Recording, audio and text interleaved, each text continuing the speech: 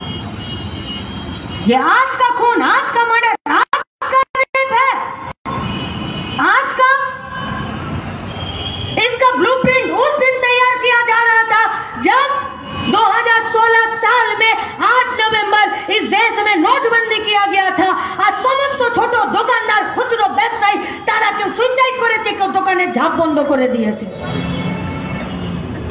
এই ব্লুপ্রিন্ট আজ তৈরি হয়েছে অত্যাচারের, নির্যাতনের, স্বৈরাচারী ব্যবস্থার। এই ব্যবস্থা তো সেদিন তৈরি হয়েছে যেদিনকে 8322টা স্কুলের বন্ধ করার নোটিশে গভর্নমেন্ট সই করে স্ট্যাম্প বসিয়ে দিয়েছে আর 22000 মদের দোকান খুলে দেওয়ার লাইসেন্স বিলি করে দিয়েছে। এখন বলছে ট্যাপগুলোও নাকি গিলে গিলে খাচ্ছে। 28টা স্কুলে হাওড়াতে 100 দিনের কাজ আজ 3 বছর ধরে বন্ধ রয়েছে পশ্চিমবঙ্গে, টাকা ফেরত আসেনি।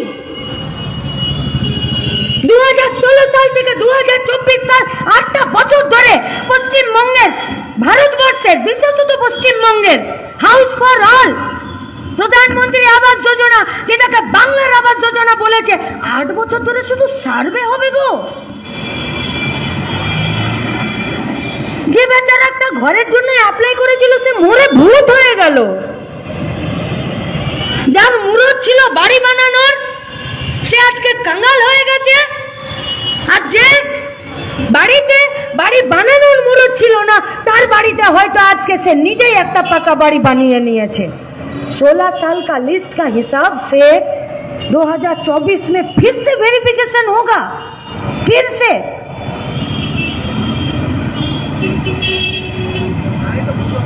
পুলিশ প্রশাসন প্রথমবার আর্জি করেন ডেড বডিকে নিজেদের দায়িত্বে নিয়ে গিয়ে বাপ মাকে শ্মশানের খরচ না দিতে দিয়ে নিজেরা 3টে ডেড বডিকে টপকে দিয়ে নির্যাতিতা ডেড বডি পুড়িয়ে দিল। প্রথমবার না কামদুনি মধ্যমগ্রাম। আচ্ছা ছেড়ে দিন, এটা টিভিতে এসেছিল, খবরে এসেছিল, আমরা প্রতিবাদ করেছিলাম। আপনি কি জানেন নদিয়ার হরিণঘাটাতে একটি ছেলে কলকাতার একটি হোস্টেলে পড়তে গেছিল, তার বন্ধু বান্ধবদের সাথে রুম শেয়ার করে থাকতো, সেই ছেলেটাকেও হোস্টেলের ভেতরে হ্যাঙ্গিং অবস্থায় পাওয়া গেছিল। এই আর্জি করে পোস্টমর্টম করে দিয়ে হরিণঘাটা শ্মশানে নিয়ে গিয়ে একই কায়দায় পুড়িয়ে দিয়েছিল। আর সেদিনকে যারা সেখানে জনপ্রতিনিধি ছিল তিনি তৃণমূলের এবং বিজেপির, একদিকে তৃণমূল আর একদিকে বিজেপির এমএলএ, তারা গিয়ে গোটা পরিবারটাকে সেদিনকেও এফআইআর যা করিয়েছে সেই এফআইআরে পুলিশ কোনো তদন্ত এগোয়নি। জানি আমরা, আচ্ছা আমি খুব জানি না। লড়াই আন্দোলনে বন্ধুদের সাথে, কমরেডদের সাথে, নেতৃত্বদের সাথে, সহকর্মীদের সাথে রাস্তায় থাকি তো মানুষ 5টা কথা এসে বলে, তার দ্বারা জানতে পারছি, তার দ্বারা। 3 मास এসেছে, 3 मास दिल्ली में काम करता है, वहीं पर शादी हुआ, वहीं पर बच्चा हुआ। 6 साल बाद लड़की को लेकर, 8 साल बाद लड़की को लेकर 3 महीने पहले पश्चिम बंगाल में आया, फरक्काते एलो, ঠাকুর দেখতে বেরোলো। কপালে দেখেছেন? আমি জানি না বরানগরে কেউ দেয় কিনা, আমাদের গায়ে এখনো দেয়। কপালে একটা গোল করে কাজলের টিপ দিয়ে একটা পাউডারের থুপি দিয়ে দেয় যাতে এটা না লেবড়ে সেবড়ে যায়, আর একটা এইখানে দিয়ে দেয়। মেয়েটার এখনো পর্যন্ত ওই কাজলের টিপটা দেওয়ার অভ্যাস পাল্টায়নি, কারণ মেয়েটা এখনো বড় হয়নি, সেই মেয়েটারও রেপ হয়।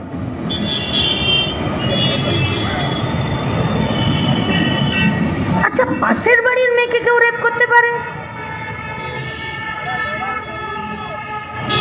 যে বউটাকে পোয়াতি হতে দেখলাম, যে বউটা যেদিনকে লেবার পেন হলো তাকে হসপিটাল নিয়ে যেতে যাওয়ার সময় পাড়াতে এলো, সন্ধ্যাবেলায় কাজ থেকে ফিরে এসে শুনলাম যে ওদের বাড়িতে একটা মেয়ে হয়েছে।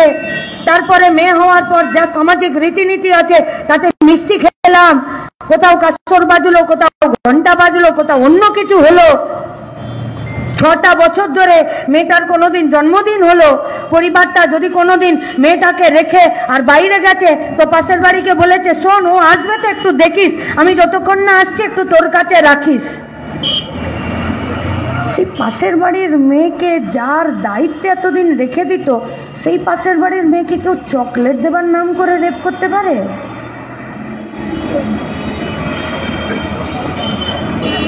আচ্ছা, একটি 6 বছরের মেয়েকে, বাচ্চাকে যদি ফ্রক না পরায়, ওকে বোঝা যায় যে ও ছেলে না মেয়ে? ওকে যদি প্যান্ট শার্ট পরিয়ে রাখে, বাইরে থেকে বোঝা যাবে যে ও ছেলে না মেয়ে?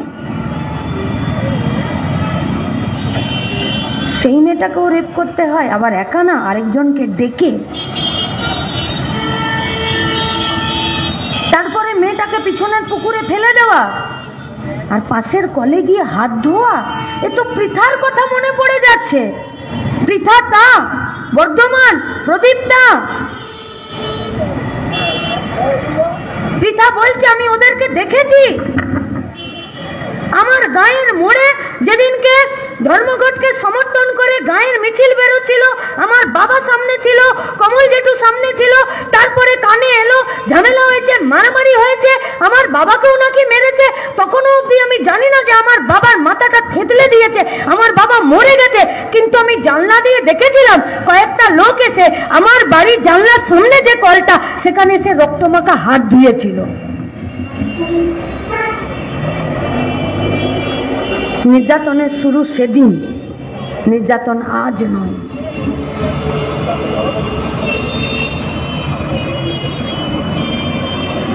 জাগরণ হতে সময় লাগে, কিন্তু জাগরণ হলে জাগরণ নেভে না। প্রত্যাশা এটাই, দাবি এটাই, সংকীর্ণ রাজনৈতিক স্বার্থে যে আঞ্চলিক দল গোটা দেশের মধ্যে, যেমন তৃণমূল কংগ্রেস, সমস্ত দুর্নীতিকে প্রশ্রয় দেওয়া, সেটা শিক্ষা হোক, সেটা খাবারে হোক, রেশনের চাল চুরিতে জ্যোতিপ্রিয় হোক, সেটা শিক্ষাতে পার্থ হোক, সেটা ব্রাত্য হোক। আচ্ছা, ব্রাত্য বসু বাদ যাবে বলুন তো? শিক্ষামন্ত্রী, এদের কথা না যে বেশ করেছি নিজের দলের ছেলেদেরকে চাকরি দিয়েছি। আরে গলা উঁচু করে অত জোরের সাথে বলার কি আছে? আমরা বলেছি একটা শব্দ যুক্ত করে দিন, বেশ করেছি নিজের দলের ছেলেদেরকে চাকরি দিয়েছি, যোগ্যতার নিরিখে চাকরি দিয়ে আছি। এই শব্দটা উচ্চারণ করতে পারবেন? পারবেন না, পা কেঁপে যাবে। আমাদের আর কোথাও কোনো দাবি নেই। নিজের দলের, পরের দলের, এরপর যে দলে চলে যাবেন বিজেপিতে, সেই দলের যাকে খুশি চাকরি দিন। আমরা একটা শব্দ যুক্ত করতে বলেছি, যোগ্যতার নিরিখে। এর বাইরে আমাদের কোনো ডিমান্ড নেই। দায়ী থাকবে না? মানিক ভট্টাচার্য স্বাস্থ্য, জ্যোতিপ্রিয় মল্লিক খাদ্য, জেলের খাবার দাবারের দুর্নীতি बात दिन 2024 लोकसभा इलेक्शन से पहले पश्चिम बंगाल का जेलों का ये डेटा बाहर आया। कौन सा डेटा? कि पश्चिम बंगाल का महिला सेल में, जेल में 196 औरत कैदी है जो অজ্ঞাত কারণে প্রেগনেন্ট হয়ে গেছে। দুর্নীতি নয়, নির্যাতন নয়, অত্যাচার নয়, শোষণ নয়, লুট নয়, এটা লুট। সামাজিক মর্যাদার বেঁচে থাকার জন্য প্রতিদিন লড়াই করার লুট নয় এটা। বৈষম্যযুক্ত সমাজ নয়, যে সমাজে একজন পুরুষকে একটি মহিলার শরীরকে দেখে তাকে ভোগ করার বিকৃত মানসিকতা জন্ম দেয়। অত্যাচার নয়, অত্যাচার অত্যাচারী করে এবং অত্যাচারের বিরুদ্ধে লড়াই আছে, শাস্তি আছে, সব আছে। পশ্চিমবঙ্গে শুধু শাস্তি নেই, বিচারের প্রহসন আছে, ভোটের নামে লুট আছে, দুর্নীতি আছে, কিন্তু শুধু শাস্তি নেই। শাস্তি না থাকার জন্যে অটোওয়ালাকেও টাকা দিয়ে রোডে গাড়ি আজও নামাতে হয়, দোকানদারকেও সেলামি দিয়ে দোকান নিতে হয়, তারপরেও তোলা আদায় করতে এলে ভয়ে কাঁপতে কাঁপতে হলেও দিতে হয়, আর তারপরেও দরজা জানলা বন্ধ করে বেঁচে থাকার আর কোনো উপায় নেই। বাড়ির থেকে মেয়েদেরকে ডেকে পিঠে বানাতেও বলতে পারে, আর যদি কাজের জায়গায় যাই তাহলে আরজিকর হয়ে যাবে। শুধু আরজিকর। বীরভূমের চাতরাতে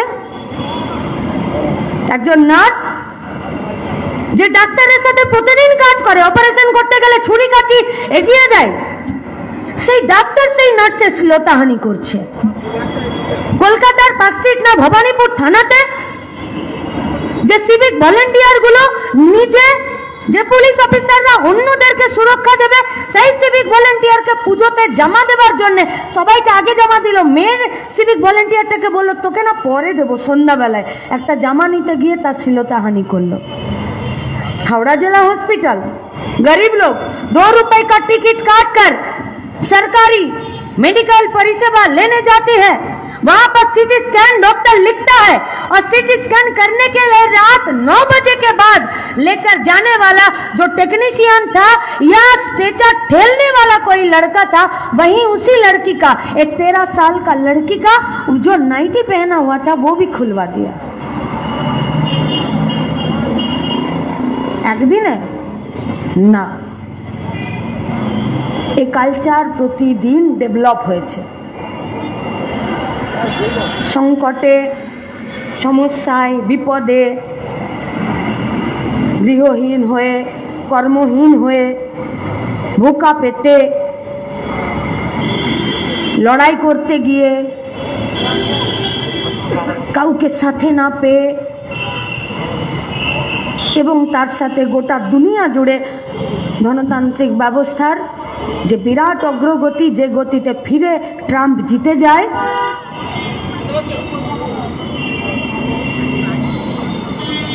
তখন সেখানে মানুষ, এটা ধনবাদী ব্যবস্থার সব থেকে খারাপ গুণ হলো যে মানুষের যে সুকোমল প্রবৃত্তিগুলো আছে, প্রেম, ভালোবাসা, বিরক্তি, রাগ, শান্তি, কষ্ট, চোখের জল, কোনো কিছু একটা শুনলে, গায়ে শিহরণ দিলে গায়ের লোমগুলো খাড়া হয়ে যায়, এই সব অনুভূতিগুলোকে বস্তুতে, পণ্যতে, দ্রব্যে পরিণত করেছে বলেই তো রাজ্যের মুখ্যমন্ত্রী মমতা ব্যানার্জি আরজি করেন নির্যাতিতা ডাক্তার মেয়েটির মা বাবাকে প্রথমে পুলিশ পাঠিয়ে টাকা দিতে চাইলো, তারপরে নিজেই 10 লাখ টাকার অফার করে বসলেন। দাম ঠিক হয়, দাম বস্তু হয়ে যায়, পণ্য হয়ে যায়, দ্রব্য হয়ে যায়। মানুষ কিন্তু মাথা নামিয়ে থাকে না। মানুষের ওই সুকোমল প্রবৃত্তি তার ওই অনুভূতিহীন জায়গাগুলোর সাথে সারাক্ষণ লড়াই করে, এটা বিজ্ঞান। আর এই লড়াইকে ত্বরান্বিত করার জন্য যারা বামপন্থী মানসিকতা, যারা এগিয়ে চলার প্রগতিশীলতার মানসিকতা, যারা লাল ঝান্ডার, যারা মার্ক্সবাদ লেনিনবাদে বিশ্বাস করে, তাদের এটাই কাজ হলো মানুষের মানবিক এবং তার সুকোমল প্রবৃত্তিগুলোকে জাগিয়ে তোলা, যাতে সে দুনিয়ার যে কোনো কোণে, যে কোনো অন্যায় হোক, সেই অন্যায়ের প্রতিবাদে নিজেকে ব্যথিত করতে পারে এবং প্রতিবাদের লড়াই করতে পারে। পশ্চিমবঙ্গের সাধারণ মানুষ আবার ফিরে প্রমাণ করেছে এই রাজ্যটার নাম পশ্চিমবঙ্গ। এই রাজ্যটা অন্যায়ের কাছে মাথা নোয়ায় না। এই পশ্চিমবঙ্গ লড়াই করতে জানে। তাই অনেকে বলে যে সামাজিক প্রকল্পের ভারে কোমরটা নুইয়ে গেছে, মাথা তুলে দাঁড়াতে পারছে না। কে বলে গো, কে বলে কথা? বাচ্চা কোলে কাঁকে নিয়ে, মাথায় ঘোমটা নিয়ে 14 তারিখের রাত গোটা পশ্চিমবঙ্গের গায়ের মায়েরাও দেখিয়েছে যে প্রকল্পের কাছে মাথা নত নয়। তাই স্লোগান দিয়েছে, শাসক তোমার কিসের ভয়, দর্শক তোমার কে হয়। এইটা হলো বাঁচার উপাদান, এইটা হলো এগিয়ে চলার উপাদান। সেই এগিয়ে চলার উপাদানে যে জনজাগরণ শুধুমাত্র আরজিকর নয়, আরজিকর সহ সমস্ত নির্যাতন এবং স্বৈরাচারের বিরুদ্ধে পশ্চিমবঙ্গে প্রস্ফুটিত হবার, কুড়ি হয়ে ফুটে ওঠার যে সম্ভাবনাময় পরিস্থিতি তৈরি করেছে, একজন সুস্থ সমাজের প্রগতিশীল নাগরিক হওয়ার সাথে সাথে একজন বাম, একজন কমিউনিস্ট এবং একজন এগিয়ে চলার কর্মী, একজন নাগরিক হিসাবে এই কুড়িকে আরো বেশি বিকশিত করার দায়িত্ব আসুন আমরা সবাই মিলে নিই। আর এই দাবি, এই দায়িত্ব শুধুমাত্র রাস্তায় থেকেই নেওয়া যাবে। রাস্তায় থাকলে রাস্তায় শিখিয়ে দেবে কি করে রাস্তায় টিকে থেকে রাস্তাকে মানুষের রাস্তা তৈরি করতে হয়। সেই রাস্তায় থাকার আপনাদের সবাইকে আহ্বান জানিয়ে আমার কথা শেষ করছি।